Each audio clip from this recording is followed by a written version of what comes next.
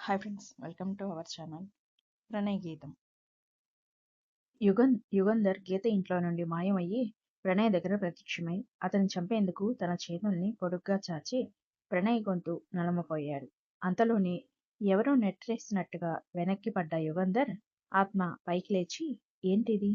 అక్కడ దాన్నేం చేయలేకపోయాను, ఇక్కడ వీణ్ణి కూడా చంపలేకపోతున్నాను అంటూ ఆలోచించసాగాడు. ఇవేం తెలియని గీతా ప్రణయులు హాయిగా నిద్రపోతున్నారు. తన ప్రయత్నం ఫలించలేదు అని ముందు వాళ్ళని ప్రశాంతంగా నిద్రపోనివ్వకుండా అయినా చెయ్యాలి అని యుగంధర్ ఆత్మ రఘురాం వాళ్ళని భయపెట్టాలి అని అనుకున్నాడు. అనుకున్నదే తడవుగా ఇక్కడ మాయమయ్యి మళ్ళీ గీత ఇంట్లో ప్రత్యక్షమయ్యాడు. డమడమమంటూ గిన్నెల చప్పుడవుతున్నాయి పెద్దగా. ఆ సౌండ్కి మెలకు వచ్చిన గీత, ఏంటి ఆ శబ్దాలు, అది కూడా ఈ సమయంలో అని అనుకుంటూ గోడ మీద గడియారం వైపు చూసింది. గోడ గడియారం 2:30 చూపిస్తుంది టైం. ఈ టైంలో ఎవరు చప్పుడు చేస్తోంది? ఒకవేళ నాన్న కానీ బాబాయ్ కానీ అయ్యుంటారా? మంచినీళ్ళ కోసం ఏమైనా లేచుంటారా? కానీ నీళ్లు వాళ్ళ దగ్గరే పెట్టానే రాత్రి, బహుశా అయిపోయి ఉంటాయి, అందుకే లేచుంటారు అని అనుకుని పడుకుంది గీత. కానీ మళ్ళీ శబ్దం వినిపించింది పెద్దగా ఈసారి గీతకి. దాంతో కొంచెం భయం వేసింది తనకి. ఆ భయంతోనే మెల్లిగా మంచం దిగి ఒక్కో అడుగు వేసుకుంటూ మెల్లిగా వంటింటి వైపు వెళ్ళింది. అక్కడ కిందంతా చిందరబందరగా పడి ఉన్న సామాను చూసి ఆశ్చర్యపోతూ, ఎవరు పడేశారు అని అనుకుంటూ చుట్టూ చూసింది. కానీ అక్కడ ఎవరూ కనిపించలేదు ఆమెకి. నాన్న బాబాయ్ లేవలేదు అని అర్థమైంది తనకి.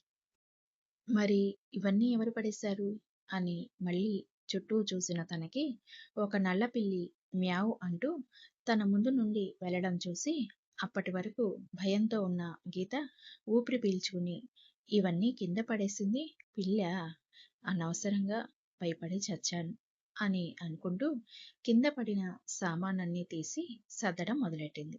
ఈసారి కిటికీలు తలుపులు డమడమ అంటూ శబ్దం చేయసాగాయి. ఇదేంటి మళ్ళీ అని అనుకుంటూ ఉండగా తన వెనక నుండి ఎవరో వెళ్ళినట్టు అని అనిపించింది. దాంతో తల వెనక్కి తిప్పి చూసింది గీత. అక్కడ ఎవరూ లేరు. మళ్ళీ ఎవరో తన దగ్గరికి వచ్చినట్టు అనిపించింది ఈసారి. మళ్ళీ చూస్తే ఎవరూ లేరు, ఎవరూ కనిపించలేదు తనకి. దాంతో భయం వేసిన గీత తండ్రి రఘురాం గది దగ్గరికి వెళ్ళి, నాన్నా నాన్నా అంటూ తలుపు కొట్టింది గట్టిగా. అప్పుడు సమయం సరిగ్గా 3:15 అయింది. తలుపు శబ్దం విన్న రఘురాం గీత గొంతు వినిపించడంతో తన గొంతులోని భయం స్పష్టంగా తెలిసింది అతనికి. లేచి మంచం మీద నుండి లేచి, ఏంటిది గీత ఈ టైంలో వచ్చింది, అలా భయపడుతూ పిలుస్తుంది, ఏమై ఉంటుంది అని అనుకుంటూ లేచి వెళ్ళి తలుపు తీశాడు. గీత తండ్రిని పిలిచిన ఆ పిలుపుకి తలుపు కొట్టిన శబ్దం వరుణ్కి కూడా వినిపించడంతో అతడు కూడా లేచి తన గది నుండి బయటికి వచ్చాడు. ఇద్దరూ కూడా గీతను చూసి, ఏమైందమ్మా, ఎందుకు ఇంతగా భయపడుతున్నావు, ఆ చెమట్లు ఏంటి మొహానికి అని అడిగేసరికి జరిగింది చెప్పి ఏడ్చేసింది.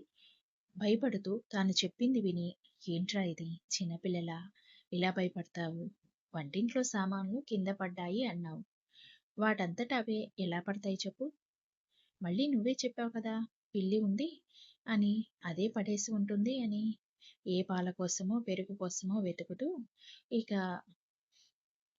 కిటికీలో తలుపులు అంటావా, బయట చూడు ఎంత ఎదురు గాలులు వీస్తున్నాయో, ఆ గాలికి కొట్టుకుంటున్నాయి శబ్దం చేస్తూ. అవి దేనికి భయపడితే ఎలాగమ్మా చెప్పు, మా గీత అందరినీ భయపెట్టడమే చూశాను కానీ తను భయపడటం మొదటిసారి చూస్తున్నా అన్నాడు రఘురాం కూతురు తల మీద చేయి వేసి. కానీ గీత నాన్న అంటూ ఏదో చెప్తుంటే, బంగారం భయపడకు తల్లి, మేమున్నాం కదా, ఇంకెందుకు నీకు భయం, ఇదిగో ముందు ఈ మంచినీళ్ళు తాగు అంటూ నీళ్లు చేతికి ఇచ్చాడు వరుణ్. గీత వరుణ్ వైపు చూస్తూ నీళ్లు తాగబోతుంటే సడన్ గా కరెంటు పోయింది. దాంతో తనింకా భయపడేసరికి రఘురాం భయపడకని చెప్పి కొవ్వొత్తి కోసం వెతికాడు. కొంతసేపటికి అది దొరికేసరికి దాన్ని వెలిగించబోతున్న అతడికి అంటూ పెద్దగా ఎవరో నవ్వుతున్నట్టుగా అనిపిస్తుంది.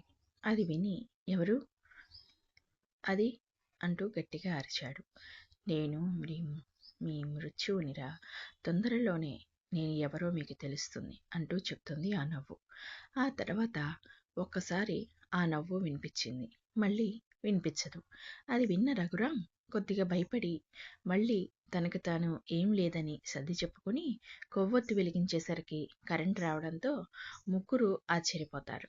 రఘురాం గీతా వాళ్ళని మీకేమైనా ఒక వింత నవ్వు వినిపించిందా అని అడుగుతాడు. లేదు అని వాళ్ళు చెప్పేసరికి లేదా మరి ఆ నవ్వు ఎవరిది, ఒకవేళ నా భ్రమ అయి ఉండవచ్చులే అనుకుని వదిలేస్తాడు దాని గురించి.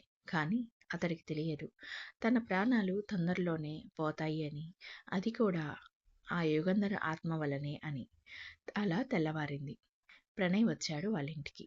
తను వచ్చేసరికి గీత డల్గా భయంగా కనిపించేసరికి దగ్గరికి వెళ్ళి ఏమైంది గీత, ఎందుకు అలా ఉన్నావు అని అడుగుతాడు.